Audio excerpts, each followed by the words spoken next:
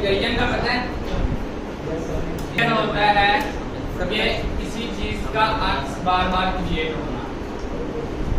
Recursion repetition, किसी चीज की कॉपियां क्रिएट करना मल्टीपल टाइम।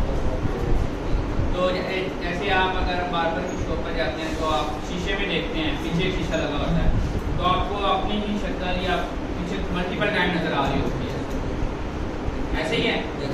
तो वो एक अनलिमिटेड टाइम जो आपको चीज़ नज़र आ रही है वो क्रिएट हो रही है, वो क्या होती है? रिकर्जन की एग्जाम्पल। तो रिकर्जन होता है कि अगर प्रोग्रामिंग के अंदर रिकर्जन क्या होती है? जब एक फंक्शन अपने आप को दोबारा कॉल कर ले। एक फंक्शन जब अपने आप को दोबारा कॉल कर ले तो क्या कहता है? रिकर्जन। कैसे? जैसे फर्ज करें यहाँ पर एक शो का फंक्शन है,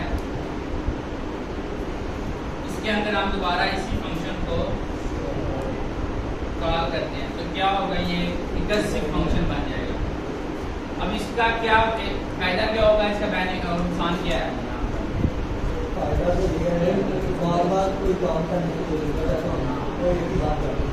नुकसान ये है कि नुकसान क्या नजर आ रहा है इस वक्त इस कोड के अंदर? सर क्या इन्फिनिट टाइम चल रहा है। हाँ, इन्फिनिटी लग जाएगी। अगर अब इन्फिनिटी को रोकने के लिए आप क्या कर देंगे? यहाँ पर एक बेस केस लगाएंगे। कंडीशन लगानी लाजमी है कि जब आपकी वो कंडीशन मैच हो जाए तो ये वाली जो लाइन है तब एग्जीक्यूट ना हो। अगर आप इसको एक फंक्शन इस फंक्शन के अंदर रख देंगे तो क्या होगा? ये आप बस करें मेन का फंक्शन आपका, यहाँ पर आपने इस फंक्शन को कॉल किया। जैसे ही आप इस फंक्शन को कॉल करेंगे, कॉल कहाँ पर आएगी? इस फंक्शन पर। इस फंक्शन से क्या होगा? इस फंक्शन के अंदर आएंगे, यहाँ पर आपको दोबारा इस फंक्शन की कॉल रिसीव हुई कि इस फंक्शन को एक्टिव करो। तो जो कंट्रोल है दोबारा कहाँ शिफ्ट हो जाएगा? शो। अब क्या होगा? जब दोबारा ये इसके अंदर आएगा तो अगेन यही इंस्ट्रक्शन मिलेगी कि शो का फंक्शन को एक्टिवेट करो। तो ये दोबारा एक रेपिटेशन लग जाएगी तो ये कभी खत्म ही नहीं होगा। ये एक लूप बन जाएगा ना। इस लूप को रोकने के लिए आपको एक कंडीशन लगानी होगी इसके अंदर कि जब वो कंडीशन मैच हो तो ये काम ना हो, यानी कि ये लाइन के इस लाइन को हम किसी कंडीशन के अंदर रख देते हैं। सपोज करते हैं यहाँ पर हमारी एक कंडीशन है, इफ कोई भी कंडीशन है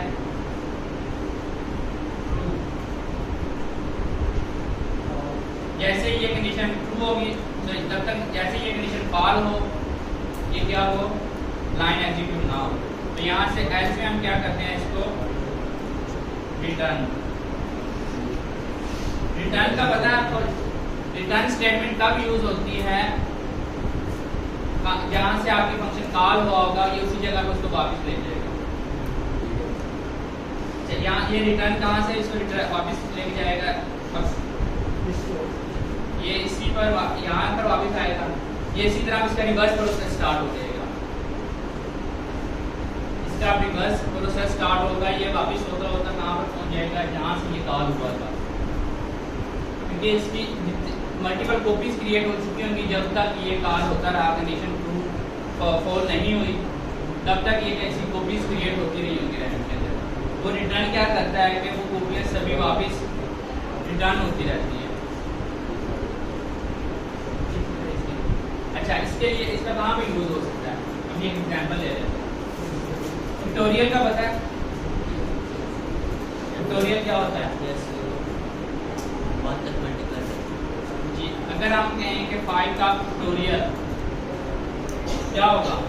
5 मल्टीप्लाई 4 होगा। ये इसके मल्टीप्लाई होंगे। ये इसका ट्यूटोरियल बनता है। तो इसका ट्यूटोरियल कितना बनेगा? 120 मल्टीप्लाई करके कितना ही बनता है? तो ये अब एक रिकर्जन सॉल्यूशन के साथ हम इसको सोल्व कर सकते हैं। रिकर्जन के साथ वो कैसे? अगर हमारे पास ट्यूटोरियल का एक फंक्शन हो उसको हम n की वैल्यू पास करें, वो क्या करे? अच्छा, इसके लिए जो ट्यूटोरियल होता है वो 0 का ट्यूटोरियल फैक्टोरियल 1 होता है, ठीक है। तो आपने इसमें एक कंडीशन लगा देनी है,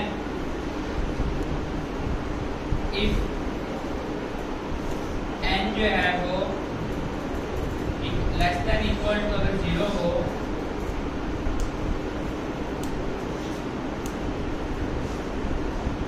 return 1, sorry less than minus को तो फैक्टोरियल होता ही नहीं है।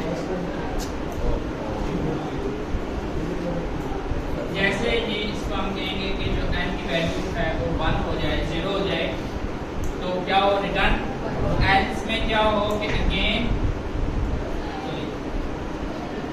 यही फंक्शन कॉल हो और उसमें से एक माइनस हो जाए।